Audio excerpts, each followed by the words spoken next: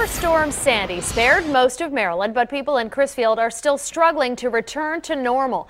To help out our neighbors to the east, they were stuffing buses at the National Aquarium this morning. Donated food, clothing, and blankets were piled into buses headed for Crisfield. People were bringing in what they could to help, including old coats and clothing from Baltimore Water Taxi. We've heard that a lot of them are underwater. They've lost clothes. It's getting colder. You know, they're going to need things like coats and blankets. And we had a lot of stuff left over we weren't using. So if it can go to help someone else, we'd be very happy to help. Water taxi workers recently got new uniforms, so the old ones, including coats and cold weather gear, are going to Sandy victims out in Crisfield. Well, the donations are helping, but there's still a lot more work that needs to get done to get Crisfield back into the shape it was before Superstorm Sandy. ABC 2 News' Don Harrison is on the shore right now with the latest on the Crisfield recovery effort. If you've had a crab cake here in Maryland, there's a good chance it came from a picking house here in Crisfield. They've done so much for the state, now they need a little help in return.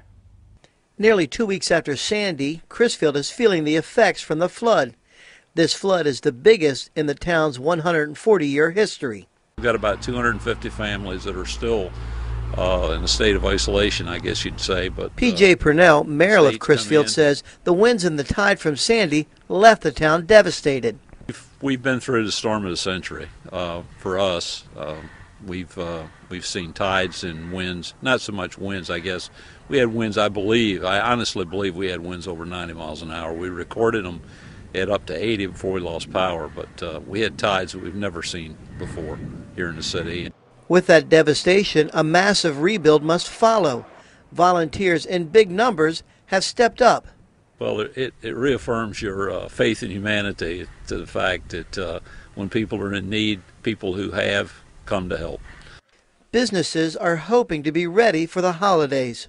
And hopefully by the end of this month we'll be ready for the public with all the holiday merchandise, and maybe they'll need a little pick-me-up to get past all this ugliness.